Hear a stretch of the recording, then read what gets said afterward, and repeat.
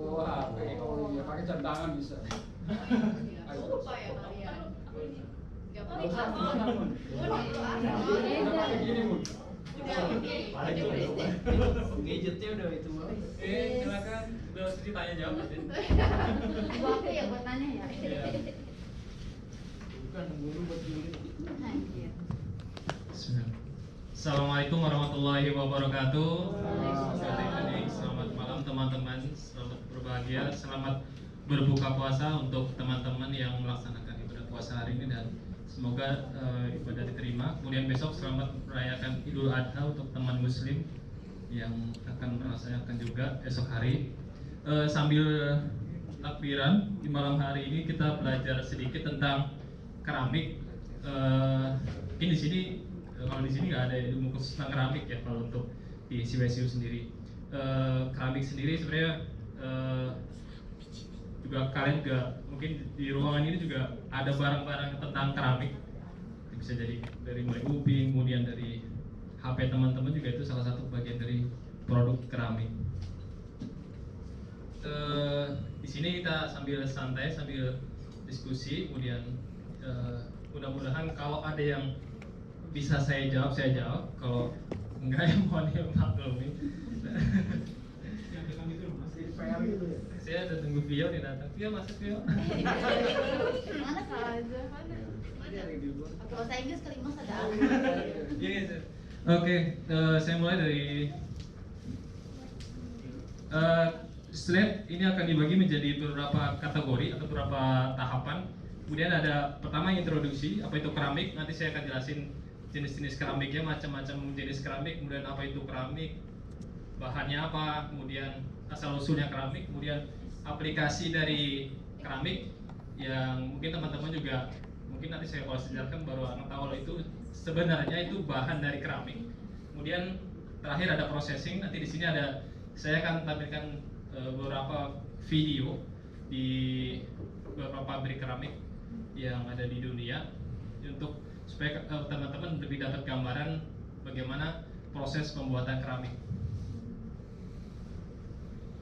Keramik sendiri sebenarnya berasal katanya itu dari bahasa Yunani yaitu keramikos yang artinya barang yang dibakar. Jadi intinya sendiri keramik itu sesuatu yang dibakar. Jadi kalau hanya sebatas benda yang dari lempung saja itu belum dinamakan keramik kalau belum dibakar aja. Nah, kemudian keramik itu sendiri komponennya itu ada yang dari metal dan non metal. Kemudian karakteristik dari material keramik Sumber energi.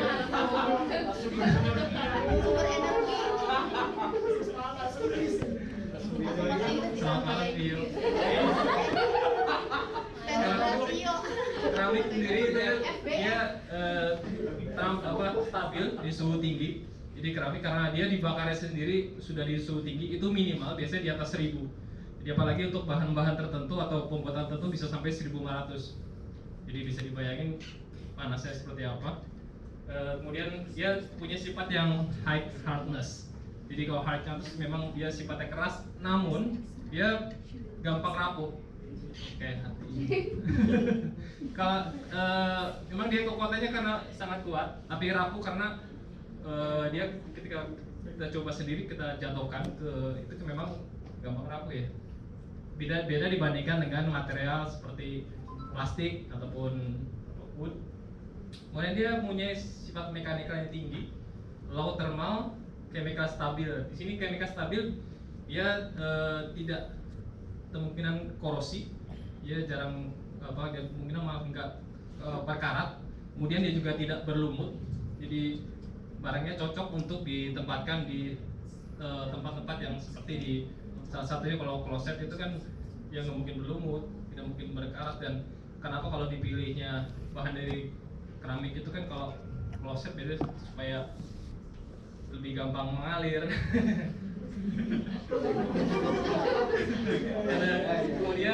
dia electrical connectivities ya. Yang ada beberapa komponen yang seperti dibikin dari keramik, yaitu sebenarnya kaca untuk pesawat luar angkasa itu juga salah satunya dari keramik. Nah, ini komponen di keramik sendiri dinamakan triaxial ceramic komponen. Jadi ada 3 yang komponen pembentuk bodi keramik, ada di clay, kemudian clay ini dia, sorry,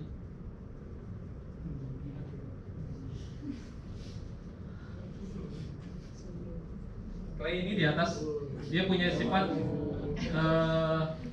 plastis, kemudian di bagian feldspar di bagian bawah itu dia sebagai fluxing. Kalau quartz itu sebagai pengisi. Jadi untuk membentuk keramik minimal ada 3 itu supaya jadi suatu bentuk benda keramik.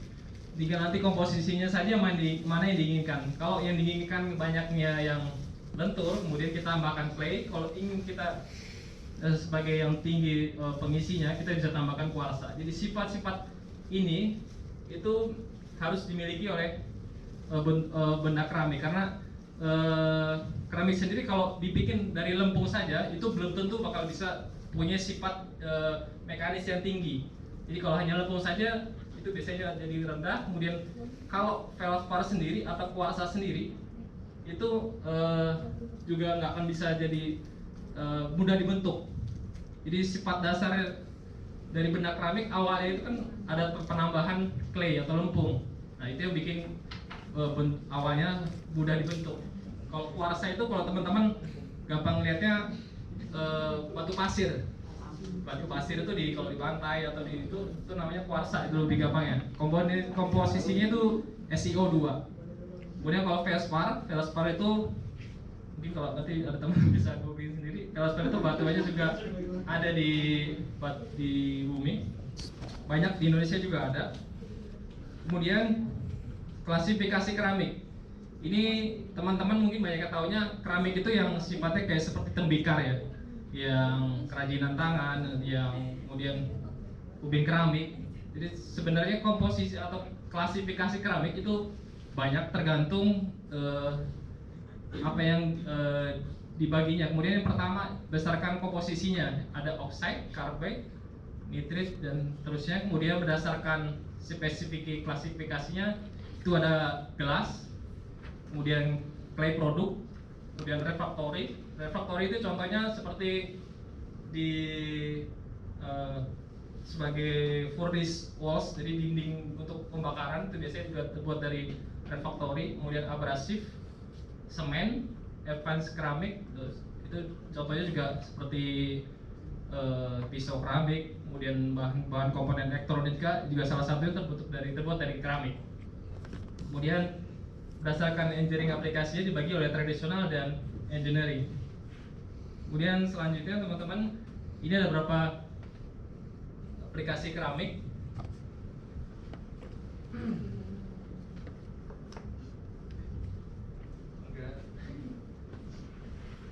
Yaitu dimulai dari clay konstruksi, ada bricks atau ceramic tile, itu yang mungkin teman-teman juga udah tahu. Yang biasanya itu batu bata, kemudian keramik ubin lantai, ubin dinding itu termasuk dari keramik. Kemudian refractory, furnace wall, dinding untuk media pembakaran, biasanya untuk bakar baja atau bakar gelas sendiri. Kemudian crucible, semen itu teman-teman juga tahu untuk banyak digunakan bahan bangunan. Kemudian wetware produk, pottery itu seperti guci dan sebagainya. Kemudian tableware itu alat makan dan minum seperti piring, gelas, cup. Kemudian sanitary ware itu tahu teman-teman? Iya, kloset itu termasuk bagian dari keramik juga. Jadi termasuk yang kloset duduk, kloset tegak. Ada lu saya. Ada macam ada kloset jongkok, kloset tegak, kloset duduk. Ada lagi, kemudian ada yang sifatnya, ada yang mungkin kalau teman-teman ada yang perhatikan, ada yang tangkinya nempel, ada yang tangkinya nggak nempel, ada yang tangkinya jadi satu, ada yang nggak jadi satu. Nah, itu juga banyak macamnya. Kemudian glass produk itu ada gelas kaca, botol, window. Itu kalau gelas aluminium itu juga termasuk ke gelas produk keramik. Kemudian bioseramik itu artificial gigi dan tulang juga termasuk dari bagian dari keramik. Jadi kalau teman-teman mungkin yang pernah untuk menambal gigi itu juga pakai salah satunya bahan dari keramik.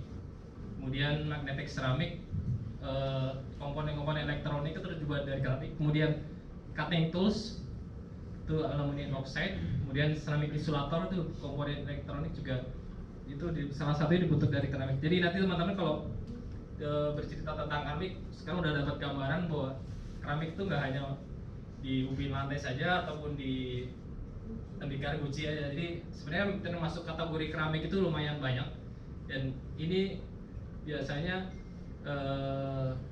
di Taiwan sendiri juga ada yang tepat di daerah Hingga itu. Nah, sekarang kita coba masuk ke, saya coba proses keramik saya akan jelaskan mungkin nggak semua, dari semua itu saya akan jelasin 3 produk aja mungkin dari yang umum, ceramic tile atau ubin-ubin, kemudian kaca, dan yang terakhir tableware. Itu nanti saya akan jelasin mungkin secara rinci dibandingkan yang lain supaya teman-teman dapat gambaran proses pembuatan keramik, karena di 3 itu sebenarnya berbeda juga cara proses pembuatannya. Kalau kurang lebih bahan biasanya kurang lebih sama. Jadi keramik itu terbuat dari material tipis yang terbuat dari lempung atau organik lainnya, digunakan untuk dinding ataupun lantai dengan caranya di extruding atau di pressing atau bentuk yang lain, kemudian dikeringkan pada suhu tertentu dan kemudian dibakar lagi dengan suhu tertentu, dan kemudian ini dibagi lagi menjadi glasir dan berglasir. Kalau glasir itu, ini kalau teman-teman lihat yang agak putih-putih itu mengkilap-kilap itu ada tambahan glasirnya. Kemudian kalau unglass itu cuma hanya dipoles saja, dan kemudian dia sifatnya unaffected by lights. Ini berdasarkan ISO. Kemudian klasifikasi ubin keramik. Jadi teman-teman mungkin kalau sekali-kali waktu kalau orang tuanya beli ubin keramik atau dilihat nanti di kardusnya itu biasanya nanti ada tulisannya, kita ada beberapa kategori. Pertama metode A itu extrude, kemudian metode B metode kering. Nah ini yang metode B ini yang lumrah dan biasanya banyak diaplikasikan di dunia. Hampir kayaknya sebagian besar pakai cara metode B. Kemudian metode C itu metode lainnya. Kemudian yang pembagian berdasarkan penyerapan air itu dari yang mulai kecil itu ke kurang dari 3%. Kemudian yang menengah itu medium, dan high itu di atas 10%. Jadi nanti kalau teman-teman bisa ngeliat yang paling mahal ini, kalau menurut teman-teman yang mana? Yang meter absorpsinya rendah atau yang tinggi? Rendah. Nah, benar. Jadi kalau teman-teman biasanya nanti kalau lihat grup biasanya nanti di tulisan box itu ada B1 apa atau B2 berapa atau B3 berapa. Nah, harga itu juga mempengaruhi. Kalau semakin grupnya grup 1 itu biasanya lebih mahal, agak mahal. Kemudian grup 2 dan ketiga lebih murah. Kemudian ukuran sendiri itu ukuran keramik, mungkin teman-teman biasanya tahu ukurannya 30 kali 30, kemudian 60 60. Nah, sekarang ini udah ada teknologi yang bisa membuat ubin keramik hingga 120 kali 240. Jadi satu ukuran. Ini jadi kalau teman-teman mungkin kalau kamarnya kurang dari meter malah. Kembali ya. Jadi kalau teman-teman kamarnya cuma 3 kali 3 mungkin ubinnya cuma dikit ya. Itu biasanya penggunaannya di mall-mall itu biasanya pakai yang ukuran ubin yang gede biasanya, size yang gede. Memang harganya mahal sekali. Cuma kalau untuk itu nggak kelihatan garis-garisnya kayak gini jadi ya.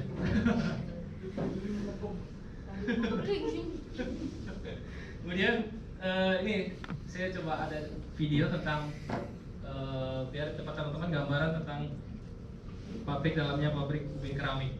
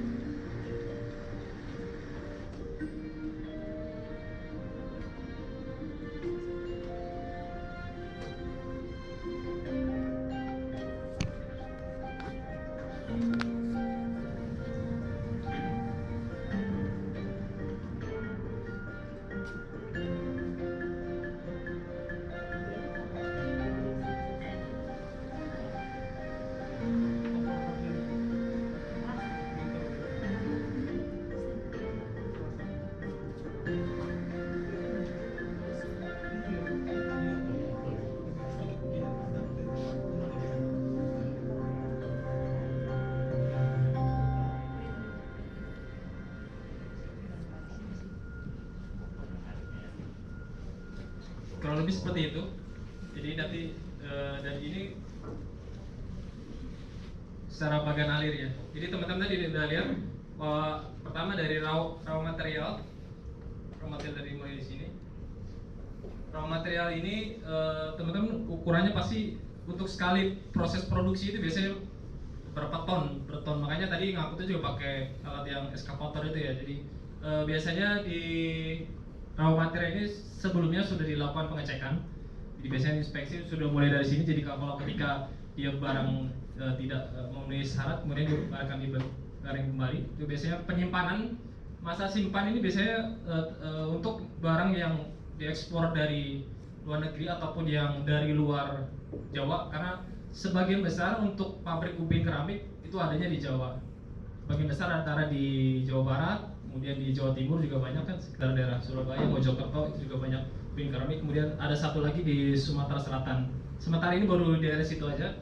Di Sulawesi, di Kalimantan belum ada pabrik ubin keramik.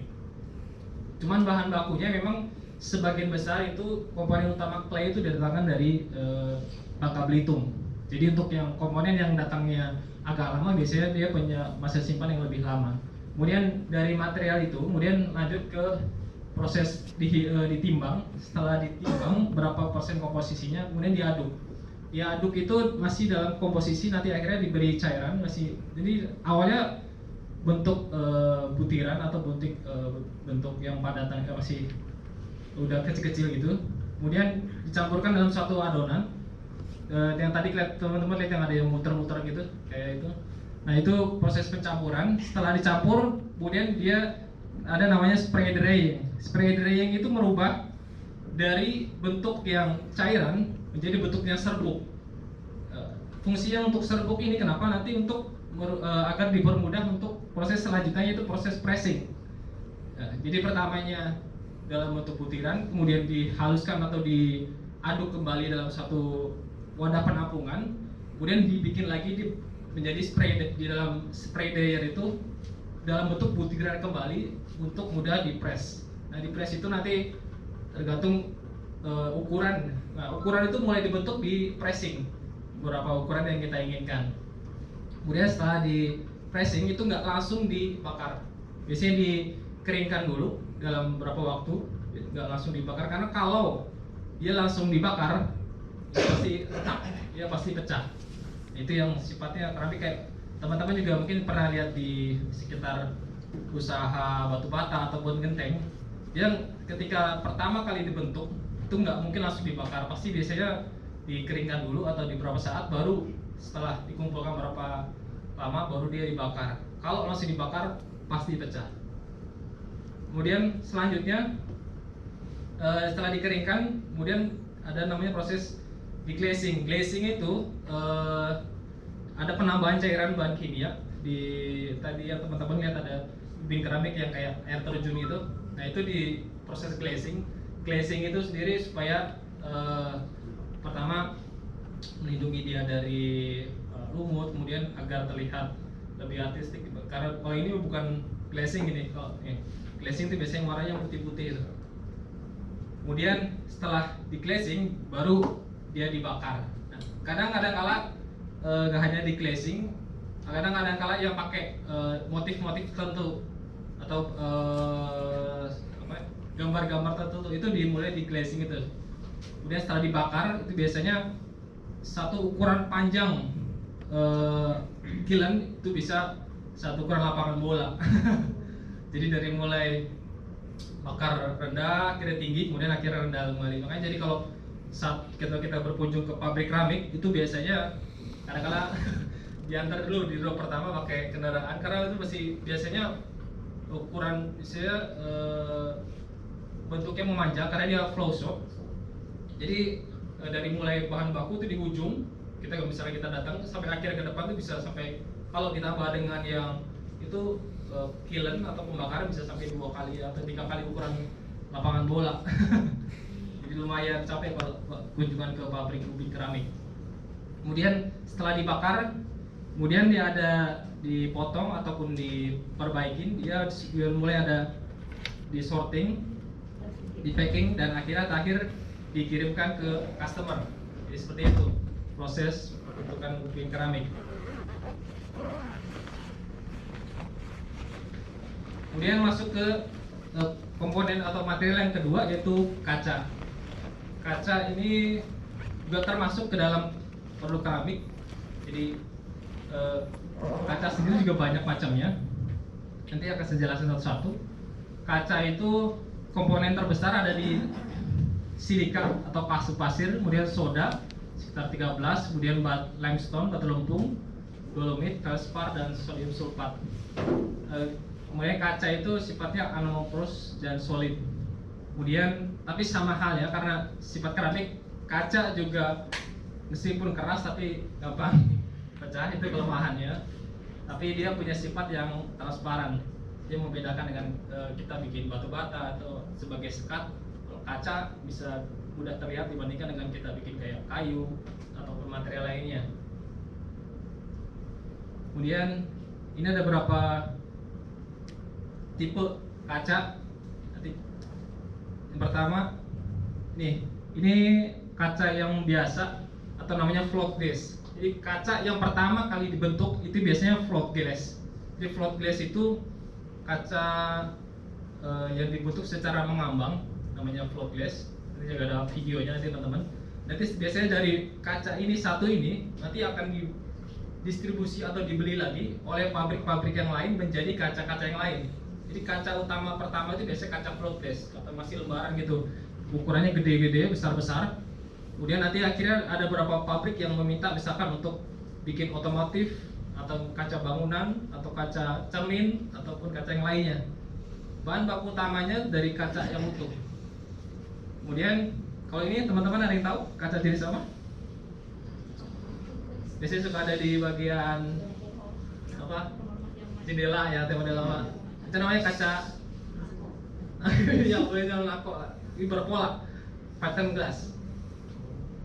Kemudian ada lagi, kalau yang ini dia kacanya ada dua, cuma ada tambahan di bagian tengahnya itu ada namanya lapisan PVB, polyvinyl butirat, itu 0,75 mm. Nah itu ada dua kaca yang dihubungkan atau direkatkan. Apa tahu teman-teman? Tahu namanya? Hampir lagi dikit lagi. Ini nanti itu namanya laminated glass. Laminasi. Nah, kemudian ada lagi. Nah, mungkin teman-teman ini pernah lihat kaca yang seperti ini kalau kita dihancurkan broken glass.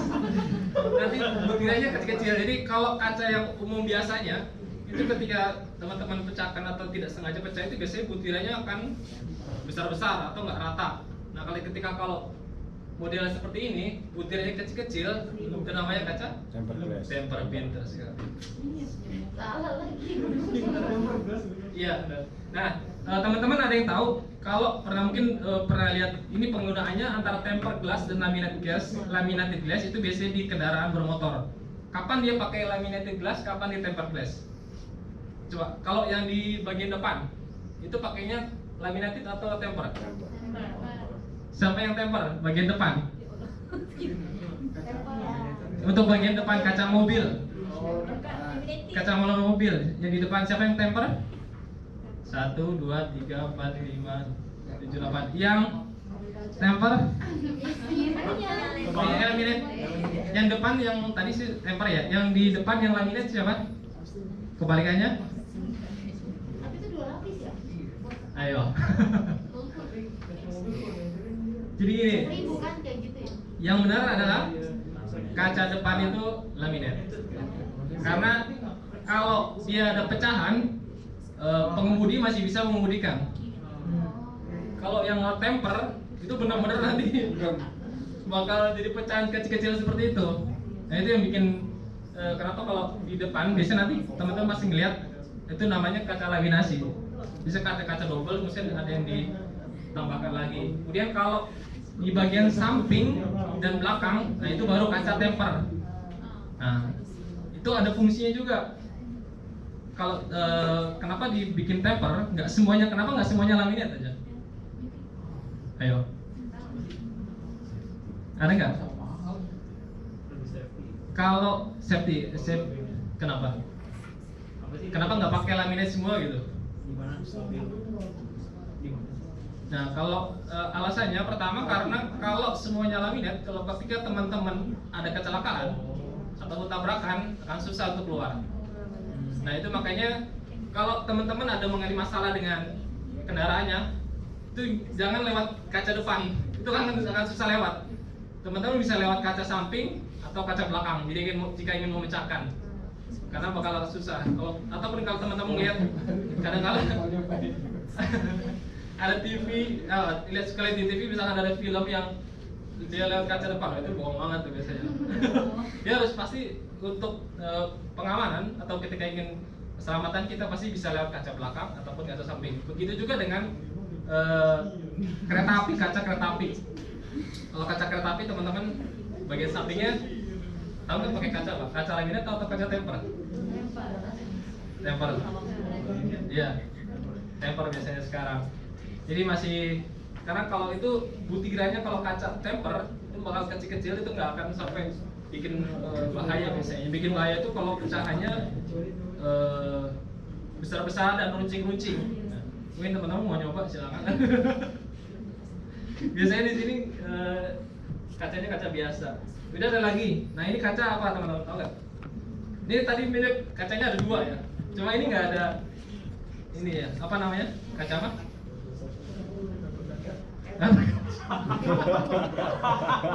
Ini namanya kaca insulatif. Kapan dipakainya?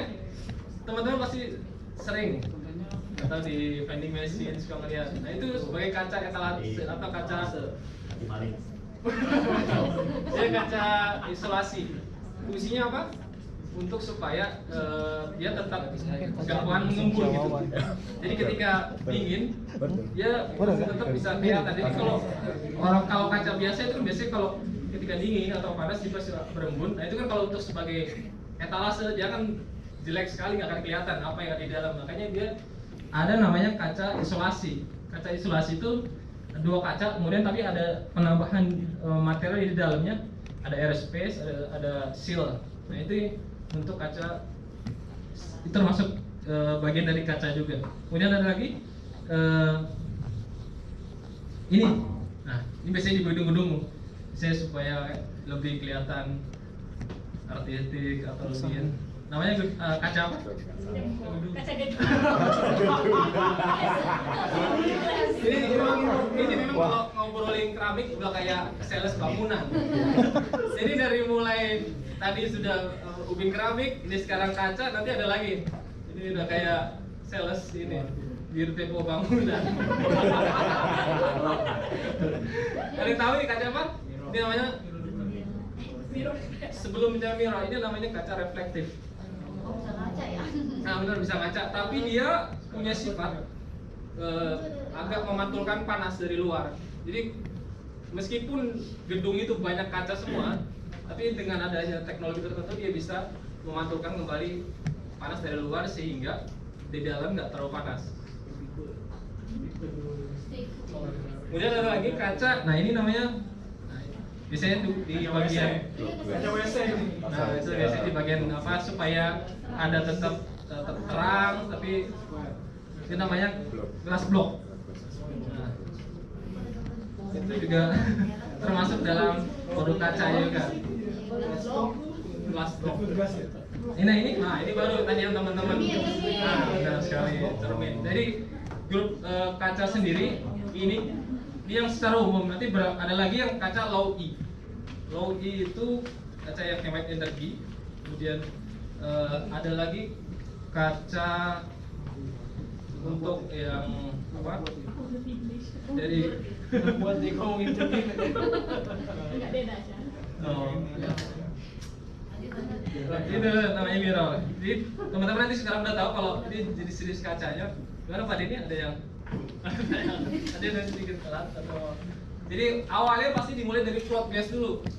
Setelah float gas itu baru nanti dibikin ada beberapa perusahaan-perusahaan yang lain yang memproduksi lebih lanjut gitu. Ya. Ada yang membuat jadi temper, kemudian ada yang jadi laminate, ada yang jadi kaca ini. Awalnya pasti dimulai dari float gas sendiri. Nah, ini saya ada video tentang proses pembuatan float glass. Bagaimana kan? Ini juga biasanya panjang sekali.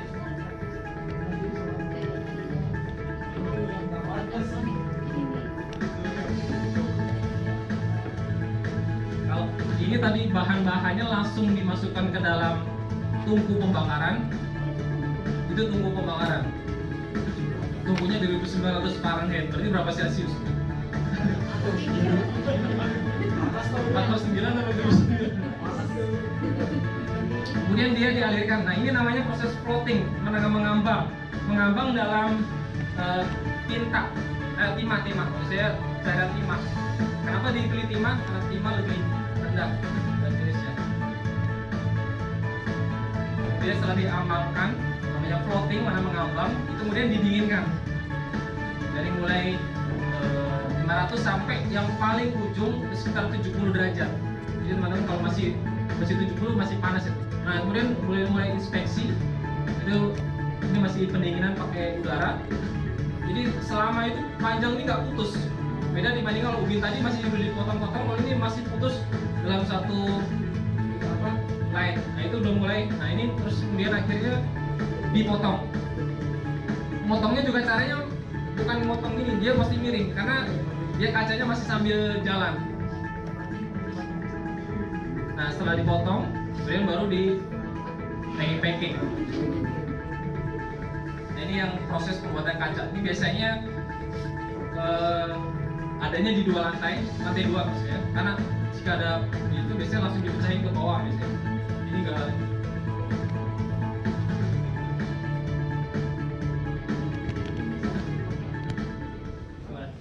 Indonesia juga ada Manusia orang ya.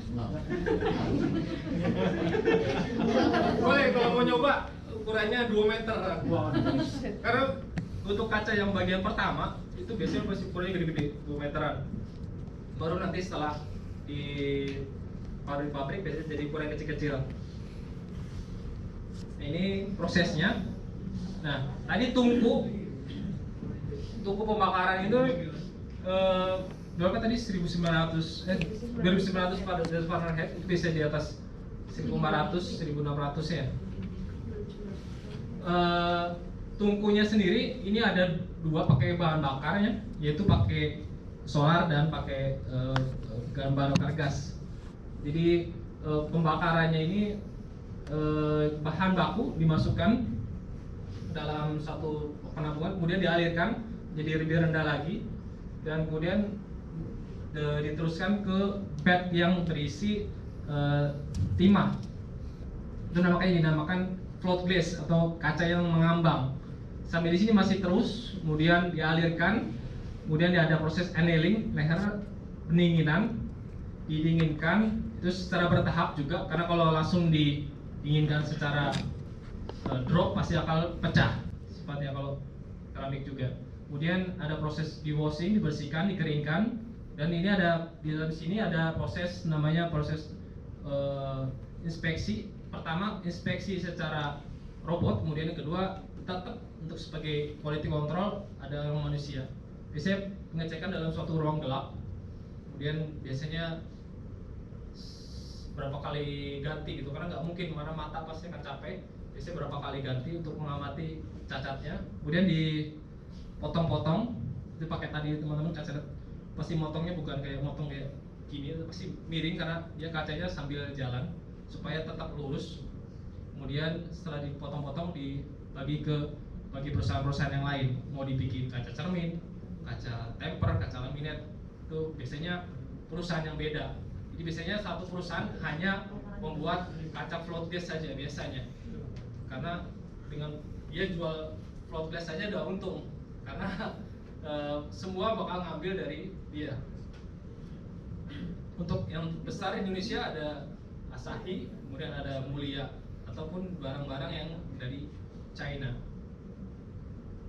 Nah, untuk barang yang ketiga ini tableware.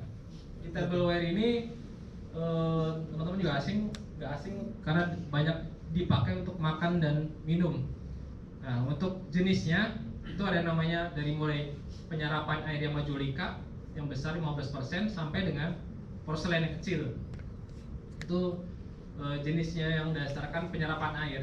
Kemudian berdasarkan bentuknya ada yang flat. Itu flat itu seperti contohnya piring atau pisin. Kemudian ukuran yang small atau kecil itu biasanya nanti diukur pakai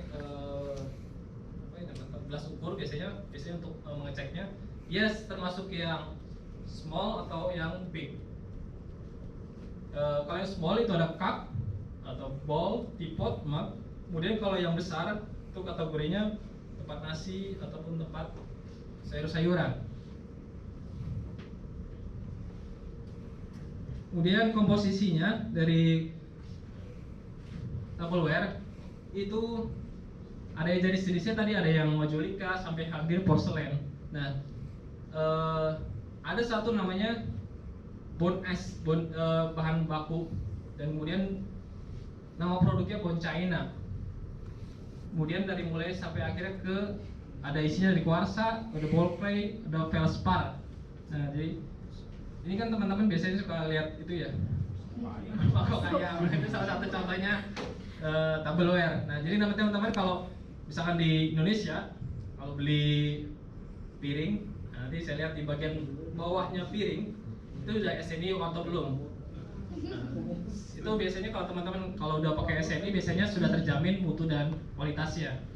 Nanti besok untuk proses SNI-nya, nah itu besok akan dijelasin minggu depan oleh Master of Integrated Olimpong. Jadi minggu depan harus datang karena akan dijelasin oleh Master of Integrated.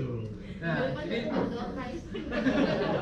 teman-teman harus nanti kalau iseng lihat di bawah, kalau di sini pasti nggak ada karena di sini nggak ada SNI. SNI hanya di Indonesia. Ini masih Indo, pulang lihat di bagian bawahnya ada nggak tuh? Punya bagian bawahnya ada SNI-nya nggak? Itu biasanya nempel. Nah, kenapa terutama harus SNI? Terutama itu untuk pemeriksaan kandungan timbalnya atau PBCD-nya karena dia pakai glasir.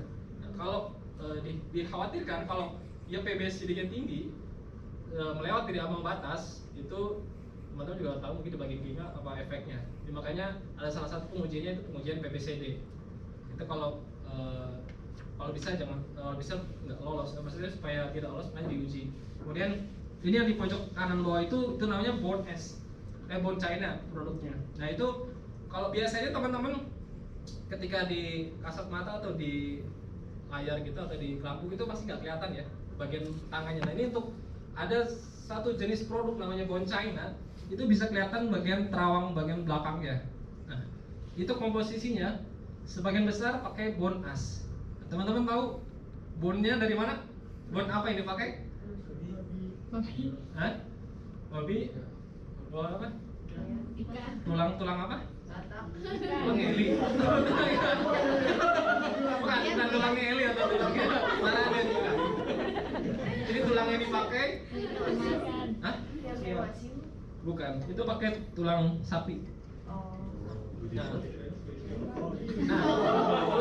kenapa spesialnya gini? Saya ingin jelasin karena ini menjadi kekhawatiran beberapa negara yang sebagian besar penduduknya Muslim. Karena Bone China sendiri itu bahan bakunya bagian besar datangnya dari China. Nah, teman-teman atau negara yang ada di Muslim untuk lebih meyakinkan lagi, bener nggak itu bone-nya dari tulang sapi? Makanya ada beberapa negara yang membuat bone ash-nya dari disintetis dari kimia. Jadi nggak pakai tulang sapi lagi. Ini juga untuk negara-negara seperti kayak India, itu kan mereka sangat memuja dengan sapi, makanya beberapa yang dibikin. Jadi, nah yang paling mahal itu pasti dari produknya Bone China, itu pasti paling mahal karena dia sifatnya tipis. Dia bisa malah kadang nggak dipakai untuk makan ini biasanya, untuk pajangan biasanya karena dia sifatnya spesial gitu.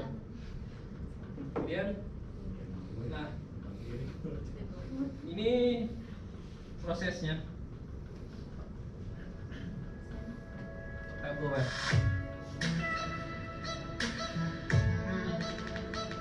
pakunya masih kurang lebih sama.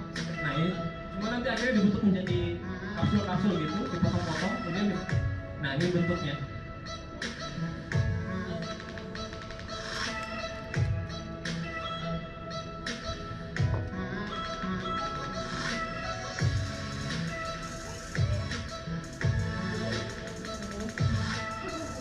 Ini ada yang diisi pakai cairan, ini sudah pakai. Ini ada yang di press. Nah ini biasanya untuk ukuran lempar-lempar. Ini biasanya untuk piring, bisa. Ini sedang dihalus. Kira-kira gimana ini? Kalau mau kayak gini, cairan. Ini sedang diglasir. Biasanya usaha kayak gini usaha rumah tangga, rumah kecil biasanya nggak besar.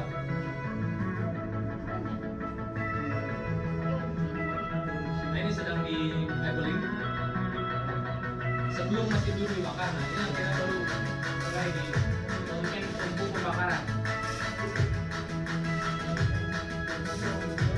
Nah, itu nanti dibakar masih dalam rak seperti itu.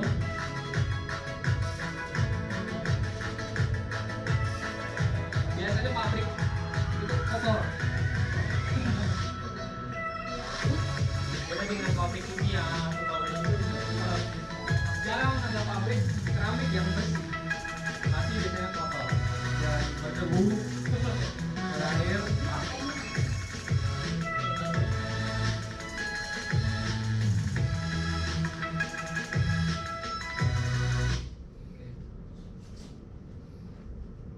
Ini prosesnya yang tadi teman-teman ada yang berapa lihat, ada yang beda dengan cara dia buat piring, kemudian ada yang cara bikin untuk mug. Nah ini prosesnya beda-beda juga. Kalau yang lain kurang lebih sama. Kalau tadi kan biasanya kalau ubin itu kan hanya di press saja, atau tadi ada ekstrusi. Nah ini kalau tableware itu jenisnya banyak.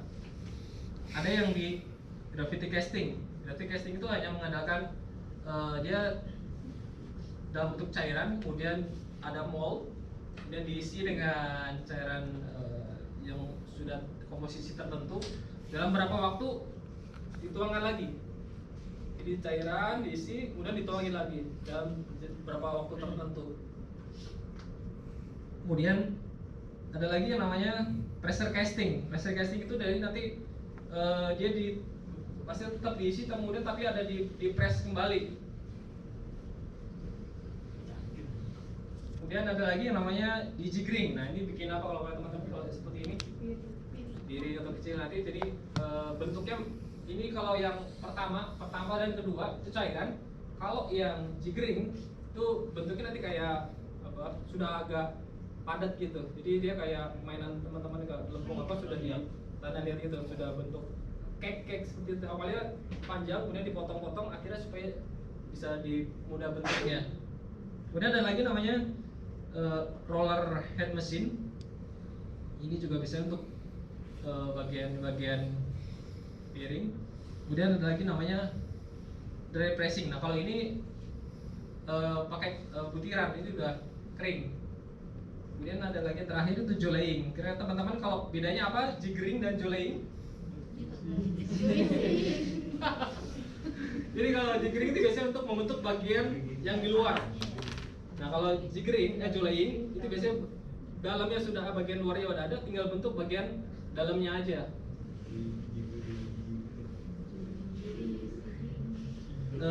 Kurang lebih seperti itu. Jadi ini ada saya bantu jelaskan ada berapa tentang ubin keramik, kaca, dan terakhir di tableware. Kalau untuk sanitary ware atau saniter kurang lebih sama. Biasanya dibentuk dengan cara mirip dengan tableware. Itu terima kasih. Kata IP kalau mau biar jangan terima kasih.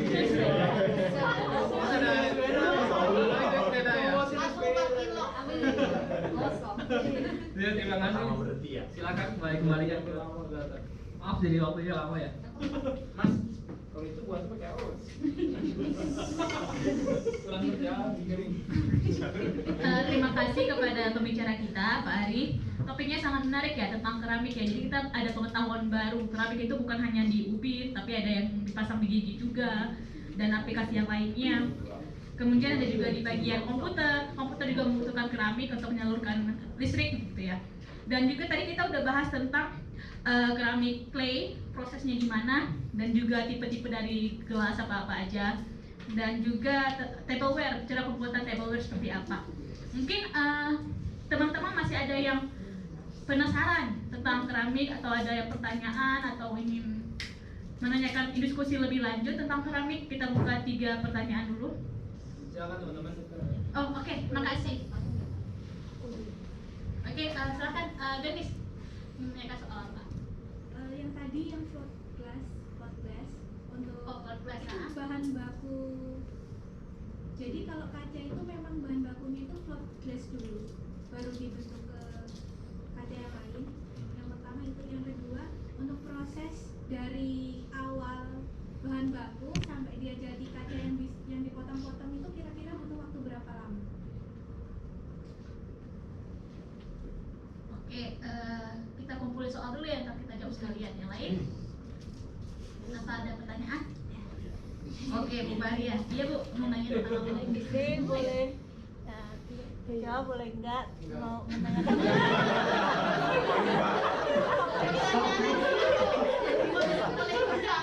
bukan tentang keramik tapi aku saya lihat di poster itu kan Ari Prasojo, researcher and auditor itu sebenarnya apa yang dilakukan Mas di tugas tersebut ya, makasih. Ini pertanyaannya luar biasa loh. Karena kita harus mencari tahu tanggung jawabnya sebagai apa ya di situ ya di kementerian. Bu Maria penasaran. Main marble doang. Oke, yang lain teman-teman yang lain ada satu pertanyaan lagi. Oh, oke, bentar aku ya. Oh, Kak Fide, Ada 2 sih. Oke. Yang pertama keramik. Yang tadi kan ada sebelum spray drying. Itu awalnya kan bentuknya masih kayak bubuk ya. Nah itu terus dikasih solvennya apa? Habis itu habis spray drying kan jadi bubuk lagi. Apa bedanya? Nah pelarut tuh semua. Iya itu aku diledehin. Terus kenapa? Ya itu bisa jelasin sedikit. Terus yang kedua tuh yang gelas tadi, aku waktu dulu pernah nonton Laptop Unil. Laptop Unil kan kunjungan ke pabrik ya. Nah, ke waktu itu mereka bikin kayak vas tapi dari kaca. Tapi bentuk bahannya tuh dari kayak bola kristal gitu. Harus dipanasin kan, terus dia dibentuk gitu. Itu bedanya apa sama yang glass float ini? Oh, oke. Iko nonton tuh episode Iya, bagus kan? Kalian mau nanya apa gitu kan ya?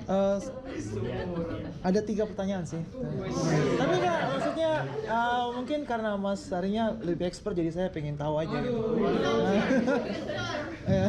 Ceramik itu. Enggak, boleh kasih saran. Yang pertama tuh boleh nggak kasih saran kalau karena kan di dalam sini kan ada produksi material kan. Jadi karena kan dari dalam prosesnya itu kan tadi disinggung ada feldspar, terus ada pasir kuarsa, terus mungkin ada mineral-mineral lainnya. Nah jadi untuk akurasi bahan itu komposisinya itu ada saran nggak sebaiknya analisa pakai teknologi apa? Kalau di CYCU sendiri kan biasanya untuk kristal material itu kan kita pakai XRD. Apakah menurut Mas Ari itu XRD itu sebenarnya sudah cukup untuk membuktikan bahwa komposisi material itu misalnya komposisi material gelasnya itu ada quartz atau material lain misalnya kalsium, saya nggak tahu. Apakah itu menurut Mas Ari sebagai orang geologi itu udah cocok apa nggak, atau mungkin ada material lain, ada teknologi lain yang bisa disarankan yang kita analisa itu bisa lebih presisi atau akurat?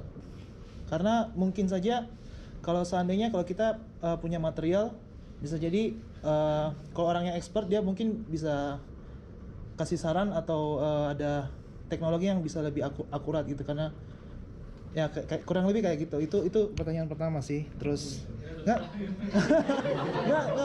maksudnya saya hanya pengen tahu gitu. Terus yang kedua untuk masalah feldspar ini kalau saya cek di internet tadi kok saya jadi ingat seperti kayak zaman dulu kita main batu akik gitu loh, kayak komposisi dari bebatuan dari gunung-gunung gitu kan. Saya dulu memang sering naik gunung juga, sering lihat banyak jenis bebatuan gitu. Dan dari jenis bebatuan ini kan ada salah satu komposisinya mungkin bisa dipakai untuk pembuatan keramik. Tapi saya nggak ngerti campurannya lah. Tapi kalau menurut Mas sendiri itu kan bebatuan itu kan tidak hanya ditemukan di gunung gitu. Kalau seandainya kayak bebatuan kayak di sungai, di kali itu kan banyak bebatuan jenis kayak kerikil dan segala macam itu kira-kira kalau dari sisi komposisi dipakai untuk keramik itu kira-kira masuk matching apa enggak gitu. Karena saya nggak tahu kalau mungkin feldspar itu ditemukan di magma atau di gunung berapi yang pernah meledak atau apa, jadi dia batuannya ada material khusus kayak gitu. Jadi maksudnya kira-kira kalau kita temukan di bawah kaki gunung yang misalnya kayak sungai-sungai kayak gitu kan ada kerikil, nah itu kira-kira gimana Mas? Terus yang terakhir itu kan ada plastik ya, tadi disinggung. Plastik itu kan tadi yang, mohon maaf boleh di slide yang pertama.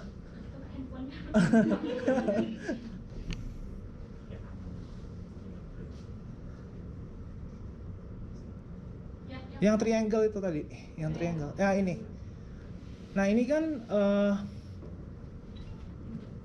yang komposisi ini pembentukan keramik ya Mas ya, benar ya? Kalau keramik itu dari ada clay, feldspar dan quartz ya. Nah maksud saya kalau untuk plastik material ini apakah jenis plastik apa yang bisa kita pakai untuk misalnya bisakah plastik seperti ini saya kalau hancurin, atau plastik aqua glass kayak gitu misalnya. Jadi ini konsepnya bisa recycling seperti itu.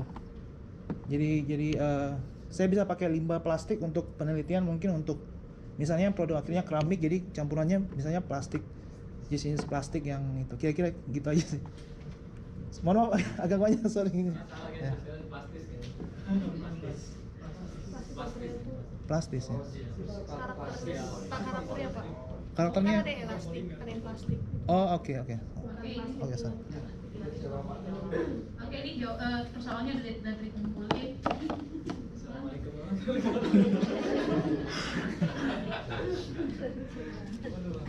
Pertanyaannya bagus-bagus semua. Saya biar susah menjawabnya nih. Mulai dari mana nih? Jadi untuk pertama dari Mbak Gendis ya, tentang float glass ini sendiri. Kalau lihat dari gambar ya.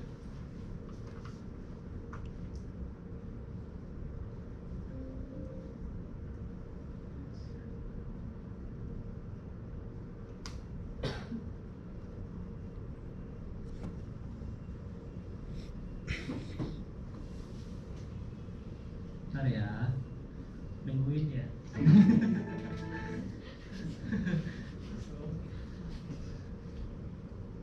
Nah ya, saya gampang pakai gambar. Jadi float glass sendiri itu pertama pertanyaan Mbak Gris tentang proses float glass ya, tentang apa bahan bakunya awalnya. Jadi bahan baku ya untuk pembuatan ini bahan baku produk jadi atau bahan baku yang awal, bahan baku yang sudah jadi atau bahan baku yang di awal?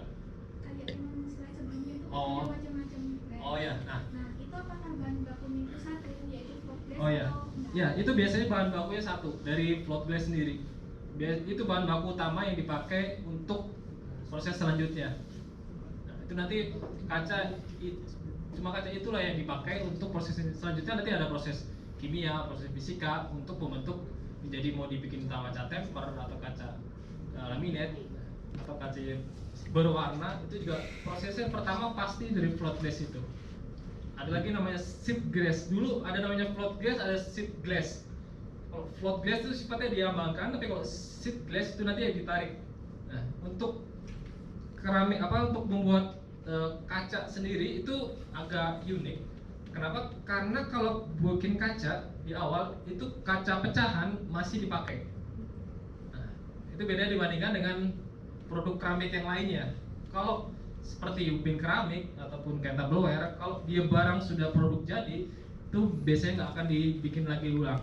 Tapi kalau untuk produk kaca itu masih bisa dipakai lagi.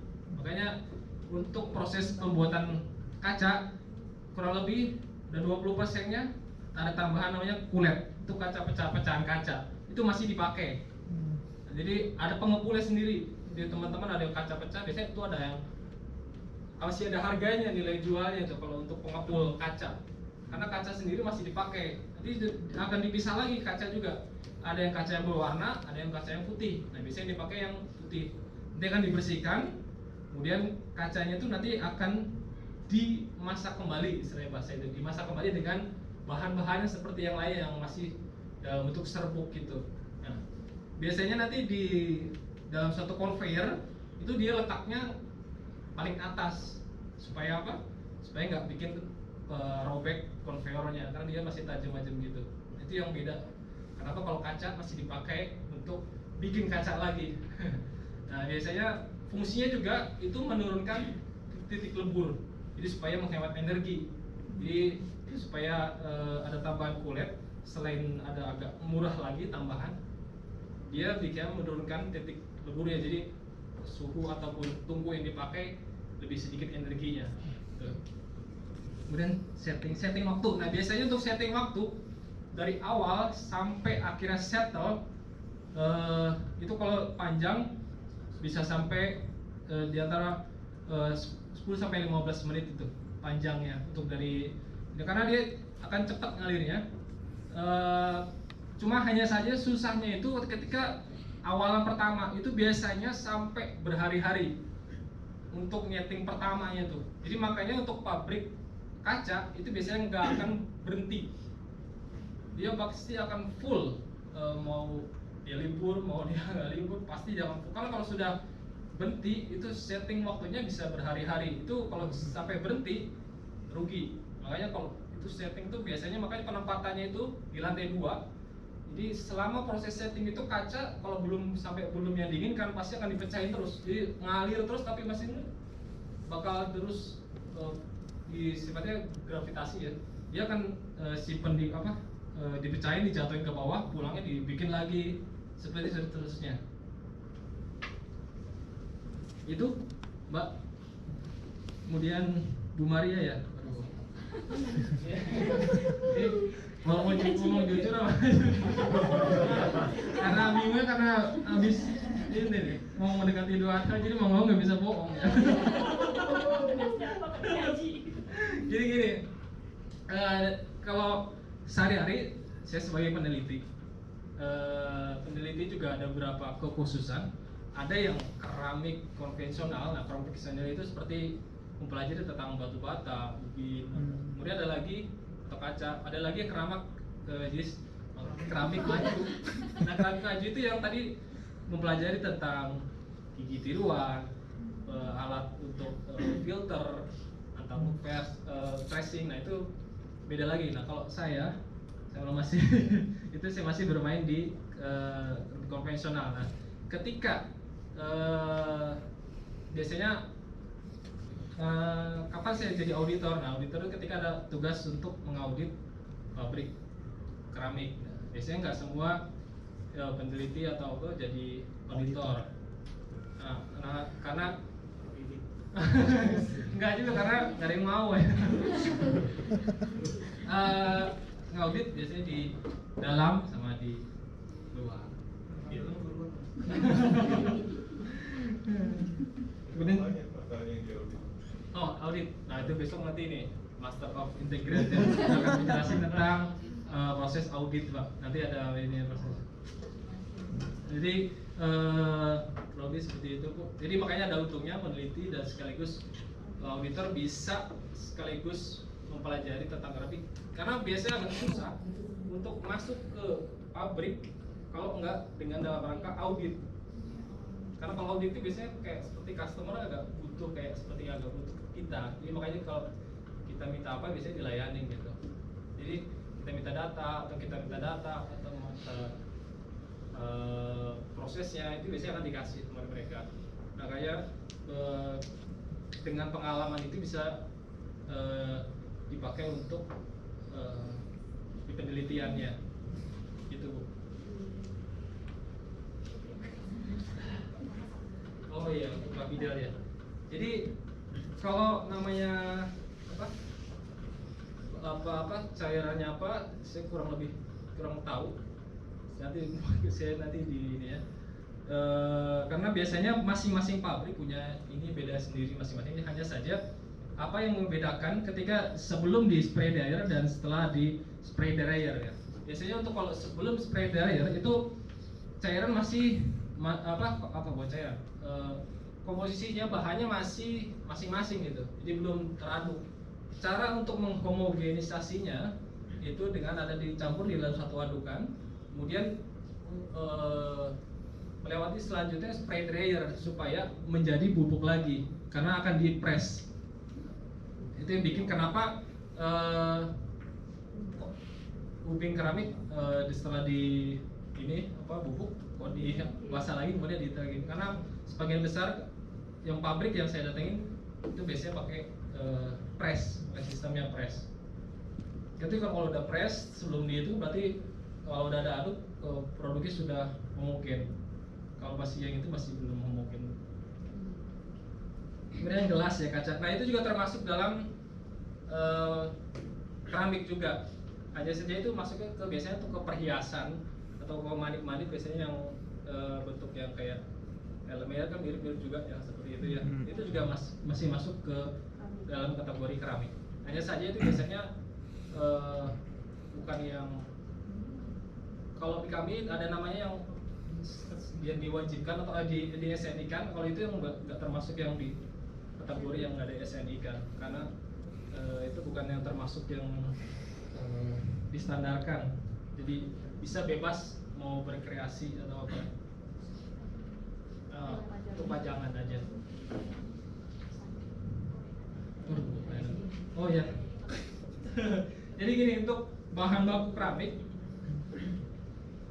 sebenarnya Indonesia juga ada, Cina juga ada.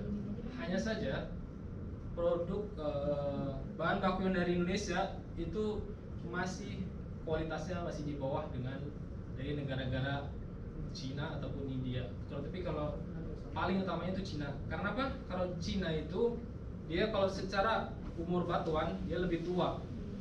Kenapa lebih tua? Jadi nanti berpengaruh terhadap isi atau kualitas di bahan bakunya. Dia lebih bagus. Ketika mau dibentuk, mau di apa, pasti bagus. Jadi karena apa? Kalau ketika kita ke China itu biasanya mereka mau dibikin apa aja pasti jadi gitu. Karena bahan bakunya sudah bagus gitu.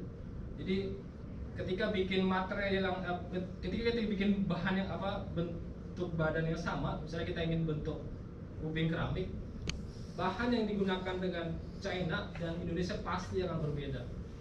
Hal yang lebih bagus itu biasanya dari China karena di China selain pertama kali udah bahan bakunya sudah bagus, tapi mereka juga ada proses lagi selanjutnya. Kalau di Indonesia kadang masih berpengaruh, suka kena cuaca, suka kena hal-hal yang lainnya di luar teknis yang bikin bahan baku Indonesia sendiri masih kurang dibandingkan bahan baku dari negara-negara, terutama dari China. Nah, kalau untuk bahan baku itu juga prosesnya beda sendiri, biasanya beda-beda. Biasanya kalau pengiriman yang kayak ada bahan kimianya atau ada dengan spesifikasi tertentu, dia biasanya melampirkan sertifikat. Jadi dari penyedia supplier material, dia ketika mengirimkan materialnya, dia bisa sambil menyerahkan hasil tes pengujiannya yang sudah disepakati. Misalkan untuk bahan ini material apa aja yang diperlukan, misalkan uji kandungan SI-nya kah atau kandungan AL-nya, itu mereka pasti akan melampirkan. Nah, itu tapi juga ketika sampai di pabriknya itu juga pasti diuji lagi untuk sama-sama saling cross check. Nah, biasanya kalau ada perbedaan pasti nanti akan ada perlakuannya beda, entah mau bermain di harga atau mau ditolak lagi. Harga misalkan ini biasanya penyerapan airnya harusnya kecil, ini penyerapan airnya besar misalkan ini sepakati penyerapan airnya cuma 5 tapi ini 10, ya udahlah ini cincai aja lah, gimana lah. Kita harganya misalkan harusnya beli 10.000, ini jadi harganya lebih murah. Nah, itu kadang mereka untuk bahan bakunya sendiri di situ banyak. Kalau untuk alat yang dipakai ya kurang lebih masih pakai SRB gitu teman. XRB. Sebenarnya Velspar ya, yang ada sungai. Nah kalau itu biasanya Feldspar yang biru bukan ada di sungai. Biasanya kalau untuk sungai sendiri itu biasanya termasuk bahan baku golongan bahan tambang galian golongan C. Itu biasanya itu yang paling rendah. Makanya suka kadang dipakai untuk bikin bangunan, huruf atau bikin apa itu karena dia kategori udah paling bawah itu biasanya makanya tidak digunakan lagi dan tidak dapat untuk proses pembuatan keramik karena Feldspar itu sendiri biasanya ada satu gunung atau suatu bukit, nah itu yang terdapat Feldspar biasanya masih dalam satu bongkahan begitu dan bukan adanya di sungai. Kemudian yang tadi yang dimaksud yang plastis itu sebenarnya material plastis bukan maksudnya bukan material plastik.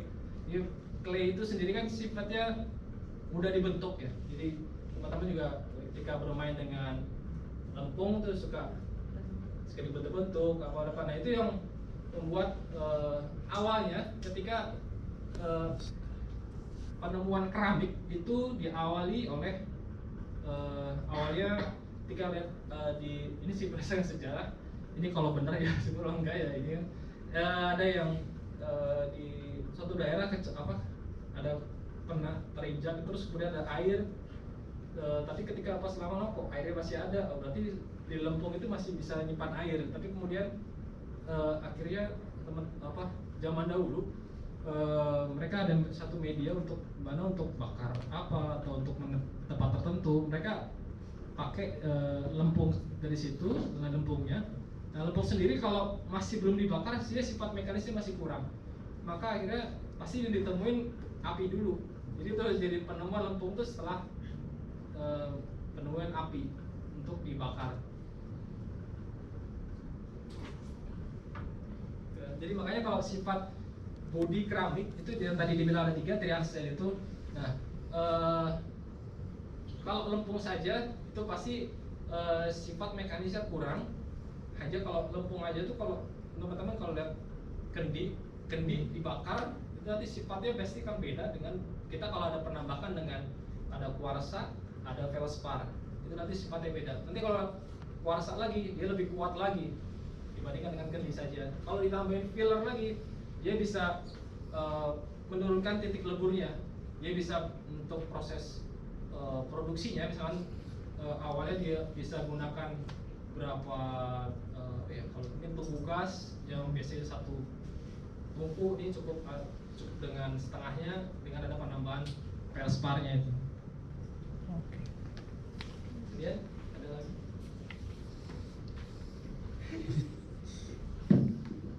ada pertanyaan lagi mungkin tambahan dibuka satu pertanyaan lagi ada oke mungkin sudah cukup pertanyaannya nggak ada lagi ya berarti ya oke udah jelas semua ya luar biasa ya jawabannya sangat luar biasa ya mungkin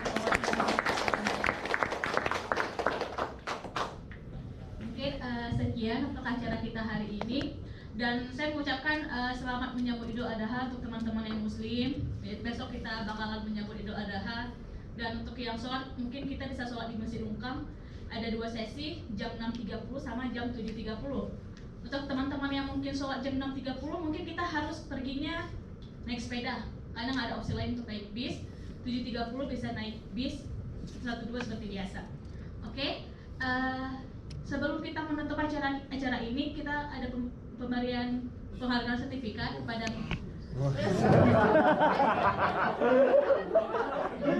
ya